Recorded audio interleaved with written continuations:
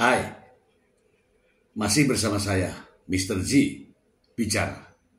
Tentu saja bicara tentang kebenaran, berdasarkan fakta, data, dan realita. Teman-teman, terkait dengan sidang lanjutan yang kemarin ya, ada drama baru. Ya, saya ingin menyoroti drama ini, yaitu berkaitan dengan permohonan dari terdakwa Nikita Mirzani yang katanya sakit. Saya tidak tahu ya sakitnya apa, tapi yang jelas ada permohonan sakit. Sehingga ada keinginan untuk melakukan perawatan di luar rutan, di luar rumah tahanan. Ini menjadi persoalan ketika semua terkait dengan terdakwa atau tahanan itu semua ada prosedurnya. Bagaimana ketika orang sakit dan sementara posisinya adalah sebagai terdakwa. Tentu tidak ada yang diistimewakan. Tidak ada prioritas. Banyak kok public figure yang mengalami hal semacam ini ketika didudukan menjadi terdakwa. Namun yang satu ini nampaknya lain, gitu ya. Supaya tidak menjadi fitnah teman-teman, saya akan bacakan berita ini langsung dari sumbernya. Dari inilah.com. Hakim ragukan klaim Nikita Mirzani soal permintaan pengobatan lanjutan di luar rutan. Minta bukti tertulis dokter. Majelis Hakim Pengadilan Negeri Jakarta Selatan meragukan klaim terdakwa Nikita Mirzani yang minta izin menjalani pengobatan lanjutan di luar rumah tahanan Pondok Bambu. Hakim menegaskan perlunya bukti tertulis dari dokter guna mempertimbangkannya. Sudah kita dengarkan ya dari apa yang disampaikan oleh penasihat hukum. Tentunya kembali ke formalitas ya, bahwa majelis akan memberikan izin manakala formalitas surat-surat memang sudah disampaikan ya, kata Hakim Ketua Khairul Saleh di persidangan.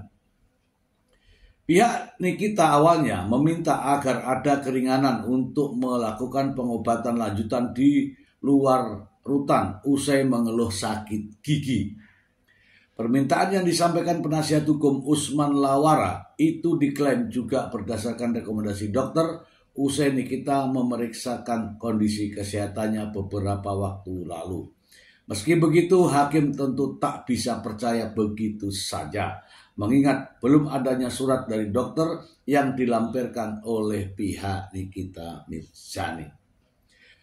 Tentunya nanti koordinasi dengan jaksa, dokter juga. Hasil dari pemeriksaan yang kemarin sudah kita izinkan. Begitu ya. Jadi intinya seperti itu ya, kata Hakim Khairul Saleh.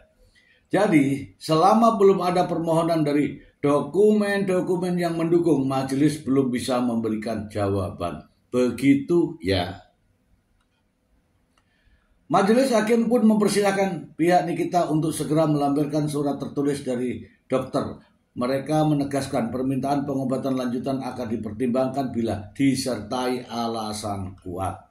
Silakan secepatnya kalau memang itu beralasan, sangat beralasan ya, karena kami juga berkepentingan agar terdakwa sehat biar perkara ini cepat selesai. Biar terdakwa juga secepatnya mendapatkan kepastian hukum.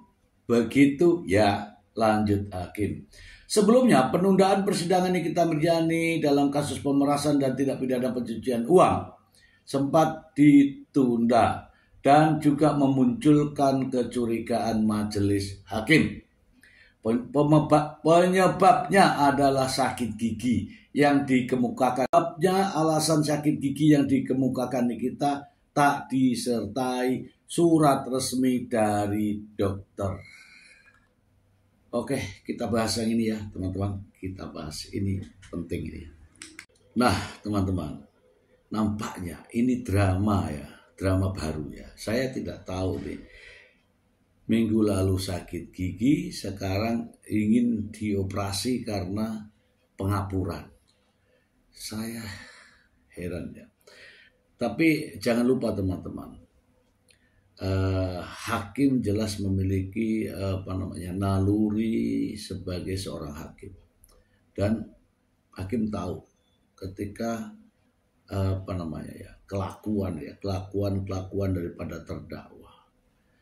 Dan ingat, hal-hal semacam ini itu tidak menggugurkan, tidak menyurutkan proses peradilan, tidak menghentikan proses hukum. Ingat itu, justru akan memperlambat. Dan kalau akan memperlambat, justru yang rugi itu terdakwa sendiri, tidak mendapatkan kepastian hukum. Teman-teman, mungkin teman-teman masih ingat ya, banyak orang sakit, betul-betul sakit, bukan nyakit, tetap dibawa ke persidangan. Karena untuk mendapatkan kepastian hukum, agar segera mendapatkan kepastian hukum, supaya tidak menggantung. Ya kan? Banyak contoh orang-orang sakit yang tidak bisa berjalan, yang terbaring di rumah sakit, dibawa ke persidangan. Agar apa? Segera mendapatkan kepastian hukum. Dan saya memohon kepada hakim, jaksa, terkait dengan yang satu ini untuk tidak diistimewakan. Tidak ada prioritas. Sama aja. Banyak kok public figure yang juga mengalami hal yang sama sebagai terdakwa. Apakah perlakuannya sama dengan yang lain? Ini kepada jaksa, silakan dicek kembali, diobservasi apakah benar terdakwa ini sakit di lapas atau di rutan Pondok Bambu.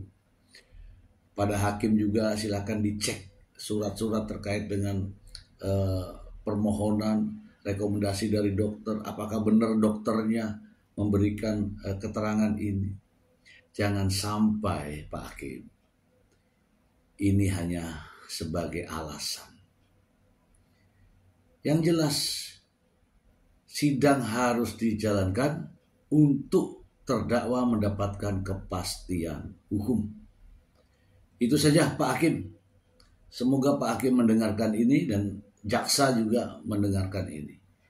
Jangan sampai ada prioritas perlakuan khusus terhadap terdakwa. Terdakwa mempunyai hak benar, tapi juga memiliki kewajiban. Demikian, semoga bermanfaat. Terima kasih.